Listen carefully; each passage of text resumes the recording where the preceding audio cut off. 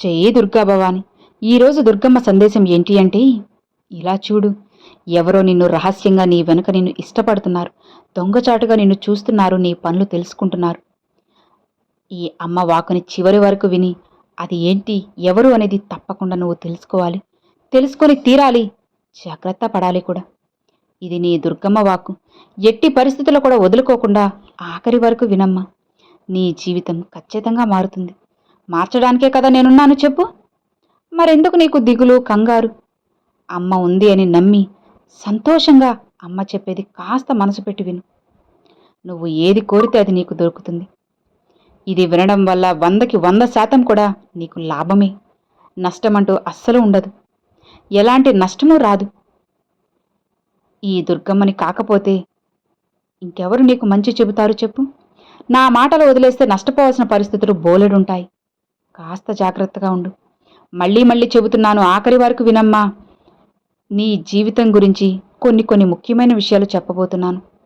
నీ మనస్తత్వం గురించి, నువ్వు చేసే ఒప్పుల గురించి, నువ్వు చేసే తప్పుల గురించి, నువ్వు చేసే పొరపాట్ల గురించి, ఒక్కొక్కసారి నీ ఆలోచన విధానం ఎలా ఉంటుంది, దాన్ని ఎలా మార్చుకోవాలో అన్నీ చెబుతాను.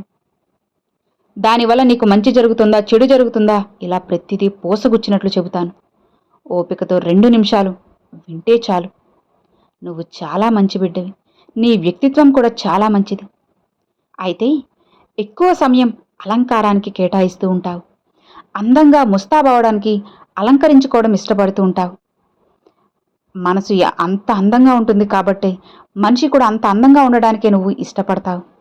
ఒక్క మాటలో నీకు చెప్పాలి అంటే అద్దం ముందు గంటల సమయాన్ని కేటాయిస్తావు. అవును కదా? ఒక్కసారి నాకు ఇక్కడ నిజమైతే, అవునమ్మా, మీరు చెప్పేది నిజమేనని చెప్పు. నిన్ను నువ్వు ప్రేమించుకున్నావంటే ప్రపంచంలో దేన్నైనా అమితంగా ప్రేమించగలవు.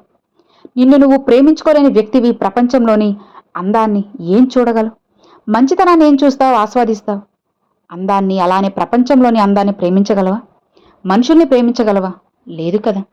ముందుగా నిన్ను నువ్వు ప్రేమించుకోవాలి. అంత శ్రద్ధగా నువ్వు ముస్తాబవుతూ ఉంటావు. అంత ఆసక్తి అనేది ఎక్కువగా ఉంటుంది. అందుకే నీతో ఉన్న వాళ్ళను కూడా అంతే ఇష్టంగా ప్రేమిస్తూ ఉంటావు. అందరిలోనూ మంచితనాన్ని వెతుక్కుంటూ చాలా హుషారుగా ఉంటావు. అలానే నువ్వు చేసే పనులు కావచ్చు, అది అవతల వాళ్ళకి పూర్తిగా అర్థమవుతుంది. అలానే నిన్ను అందరూ కూడా చాలా మంచిగా ఇష్టపడతారు కూడా. అది స్త్రీలు కావచ్చు, పురుషులు కావచ్చు, ఎవరైనా సరే నిన్ను బాగా ఇష్టపడతారు. నిన్ను అంత సులభంగా నువ్వు అందరినీ ఆకర్షించుకుంటావు. మంచి రూపం కలిగి ఉంటుంది. అలానే మంచి స్వచ్ఛమైన మనసు. అందరినీ పలకరించే విధానం కూడా, చిరునవ్వుతోటి అందరినీ పరామర్శించే విధానం కావచ్చు, కష్టంలో ఉన్న వాళ్ళని ఆదుకునే విధానం కావచ్చు. ఇలా ఎప్పుడూ కూడా ఆకలితో ఉన్నవారికి అన్నం పెడుతూ ఉంటావు. తెలివితేటలు కూడా చాలా ఎక్కువగా ఉన్నాయి. ఏదైనా ఆలోచిస్తే లోతు ఆలోచన కలిగి ఉంటావు. అలాంటి వ్యక్తివి నువ్వు. ఎలాంటి సమస్యనైనా సరే చాలా సులువుగా పరిష్కరించేస్తావు. ఒక సమస్య అనేది వచ్చినప్పుడు ఇబ్బంది అనేది ఎప్పటికీ కూడా ఎదుటివారికి కలగకూడదు అని చెప్పి నువ్వు అనుకుంటావు. మరి నువ్వే ఆ ఇబ్బందిని దాటి దాని నుంచి బయటపడతావు. నీలో నువ్వే మదన పడతావు. కానీ ఎవరికి కూడా ఆ కష్టాన్ని బాధాన్ని ఇవ్వాలని అస్సలు అనుకోవు. నువ్వు ఇబ్బంది పడుతున్నట్లుగా లేదా భయపడుతున్నట్లుగా ఎదుటి వాళ్ళకి అనిపించదు. అన్నీ లోపల దాచేసుకుంటావు. అంత చక్కగా ఉంటావు నువ్వు. నీ తెలివితేటలు ఎలా ఉంటాయంటే, నీ తెలివితేటలు చూసినప్పుడు ఎవరైనా సరే మెచ్చుకుంటారు. నీ కలుపుగోలుతనం చూసినప్పుడు, నీ చిరునవ్వు చూసినప్పుడు ఎవరైనా కూడా సులభంగా నీ పట్ల ఆకర్షితులవుతూ ఉంటారు. అది అభిమానంగా కావచ్చు, ఎలా అయినా సరే. ప్రత్యేకంగా ఇక్కడ ఒక రహస్యం ఉందమ్మా. ఒక వ్యక్తి నిన్ను రహస్యంగా ఇష్టపడుతున్నారు. ఎందుకంటే నువ్వు చాలా తెలివిగా, అలానే అందంగా ఉంటావు. నీ మాట తీరు కానివ్వు, లేదా నీ పనితీరు కానివ్వు, ఏదైనా సరే నువ్వు చేసే ఒక ధైర్యంగా పనిచేయడం కావచ్చు, ఏదైనా ఒక మంచి సలహా కావచ్చు, ఏదైనా సరే ఎక్కడా బెదిరిపోకుండా, భయపడకుండా నువ్వు సమయానికి తగ్గట్టుగా మాట్లాడడం, సమయానుకూలంగా పనులు చేయడం, ఇలా ప్రతిదీ కూడా ఆ వ్యక్తికి బాగా నచ్చేస్తుంది. ఆ వ్యక్తి నిన్ను గమనిస్తూనే ఉన్నారు. రహస్యంగా ఎప్పటినుంచో నిన్ను ఇష్టపడుతున్నారు. ఆ వ్యక్తి నీ మీద బాగా ఇష్టాన్ని పెంచుకున్నారు. అలానే ప్రేమను కూడా పెంచుకున్నారు, అభిమానాన్ని పెంచుకున్నారు. నీ యొక్క ప్రతి కదలికను కూడా వాళ్ళు గమనిస్తూనే ఉన్నారు. నీ గురించి అన్ని వివరాలు, అన్ని విషయాలు కూడా నీకు తెలిసినటువంటి స్నేహితులు అవ్వచ్చు, లేదా బంధువులు అవ్వచ్చు, ఇంట్లో కుటుంబ సభ్యులు అవ్వచ్చు, అన్నీ కూడా కనుక్కొని ఎప్పటికప్పుడు తెలుసుకునే ఉంటారు.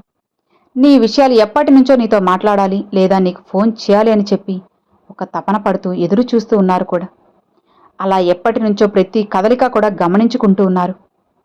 ఎందుకంటే నువ్వు చేసే ప్రతి పని కూడా ఆ వ్యక్తికి బాగా ఇష్టమైన పని అన్నమాట. నువ్వు చేసే చిన్న పని కూడా వాళ్లకు గొప్పగా అనిపిస్తుంది. నువ్వు డబ్బు విషయంలో జాగ్రత్త తీసుకునే విధానం కావచ్చు, డబ్బు సంపాదించేటటువంటి తెలివితేటలు కావచ్చు, ఎవరితోనైనా సరే ఎంత తెలివిగా మాట్లాడడం, వ్యవహరించడమో, ఇలా ప్రతిదీ కూడా తను ఎప్పటి నుంచి గమనిస్తూనే ఉంటారు. ప్రతిదీ కూడా నీ ఆత్మవిశ్వాసానికి తను ముగ్ధురాలైపోతూ ఉంటారు. నీలో ఉన్న ధైర్యాన్ని చూసి ప్రతి కదలికను కూడా పరిశీలిస్తూ నిన్ను రహస్యంగా వెంటపడుతూ ఉన్నారు, ఇష్టపడుతున్నారు. అసలు నిన్ను రహస్యంగా ఇష్టపడుతున్న ఆ వ్యక్తి ఎవరో తెలుసా? ఎందుకంటే అందరి ఆలోచన విధానం ఒకే రకంగా ఉండదమ్మా. ఇక్కడ నీ యొక్క ఆలోచన విధానం మాత్రం జనానికి భిన్నంగా ఉంటుంది. అంటే జనానికి దగ్గరలోనే ఉన్నట్లుగా ఉంటావు. కానీ నువ్వు ఎప్పుడూ ఎవ్వరికి చిక్కవు, దొరకవు. జనానికి అనుకూలంగా మాట్లాడుతున్నట్లుగానే ఉంటావు. కానీ నువ్వు ఎప్పుడూ కూడా ఎవరి మాటకు కూడా ఏకీభవించవు. సొంత నిర్ణయాలు ఎక్కువగా తీసుకుంటావు. వాళ్ళని నొప్పించకూడదు అని సరే అని ఒప్పుకున్నట్లే ఉంటావు. కానీ నీ ఆలోచనలు నువ్వు ఆచరణలో పెడుతూ ఉంటావు. సొంత ఆలోచనలు ఎక్కువగా చేస్తూనే ఉంటావు. ఎక్కడ ఉన్నా ఒక ప్రత్యేకమైన వ్యక్తిగా ఉంటావు. అలానే నువ్వు వేసుకునే బట్టలు కావచ్చు, నువ్వు ఉండే విధానం కావచ్చు, ప్రతి ఒక్కటి కూడా వాళ్ళని, ఇతరుల్ని ఆకర్షిస్తున్నాయి. అంటే చూడడానికి ఎంత చక్కగా ఉన్నారు అని చెప్పి, ఎదుటివారు బాగున్నారు అని చెప్పి నువ్వు అలా అనిపించుకోవాలని కూడా నీకుంటుంది. నువ్వు బయటికి వెళ్ళినప్పుడు ముందు వెనుక ఆస్తులు, అంతస్తులు చూసేదానికన్నా కూడా ముందు మనిషిని చూస్తూ ఉంటారు. అలా మనిషి పరంగా చూస్తే నువ్వు చాలా అద్భుతంగా కనిపిస్తావు. ఎవరికైనా అలా ఉండటంతో నిన్ను ఎదుటి వాళ్లకు తెలియకుండానే ఇష్టమన్నది నీపై పెంచుకుంటున్నారు. అయితే ఈ ప్రేమ అంటే ఈ వ్యక్తి మిమ్మల్ని ఎందుకు అంతలా ప్రేమిస్తున్నారంటే, అభిమానిస్తున్నారంటే చెప్పలేం. ఆకర్షణలో ఉన్నారంటే చెప్పలేం. అది ఏంటి అనేది కూడా చెప్పలేనమ్మా. కాకపోతే నీ మీద మాత్రం పూర్తి అభిమానం అనేది పెంచుకున్నారు. ఒక్కొక్కసారి కొంతమంది వ్యక్తుల్ని ఎందుకో తెలియదు ఇష్టపడిపోతాం. ఇష్టపడ్డ వాళ్ళకే తెలియదు దానికి కారణం కూడా. కొంతమందికి బాగా నచ్చుతారు, అంతే. అలానే నువ్వు ఆ వ్యక్తికి నచ్చవు. నువ్వు చేసే ప్రతి పని కూడా అంత గొప్పగా లేని పని కూడా తనకు గొప్పగా కనిపిస్తుంది. అంటే తనకి బాగా నచ్చుతుంది.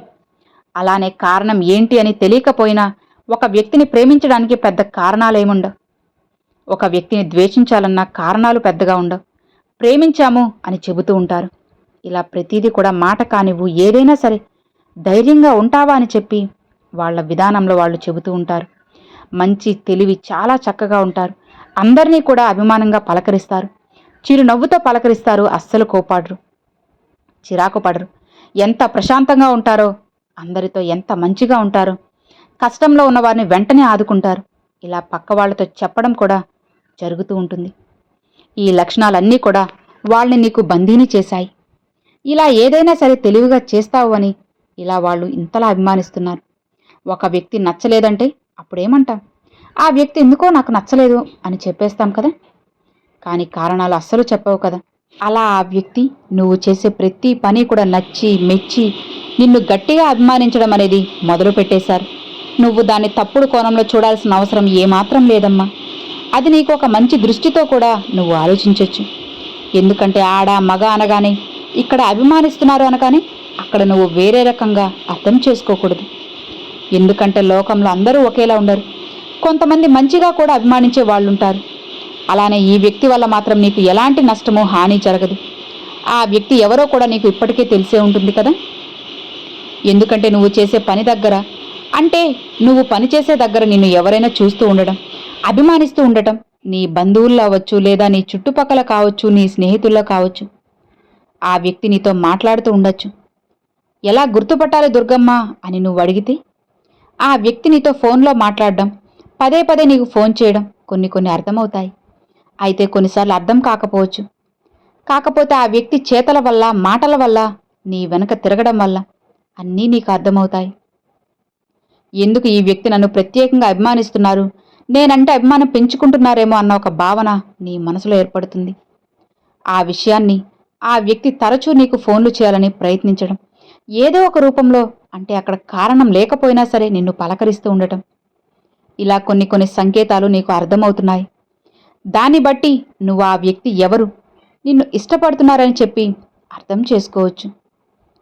కొంతమందికైతే మాట్లాడుతూనే ఉంటారు. ఫోన్లో కూడా అడిగిన దానికన్నా ఎక్కువగా మాట్లాడడము, సలహాలనేటివి ఎక్కువగా ఇవ్వటము, ఇలా చేస్తూ ఉంటారు.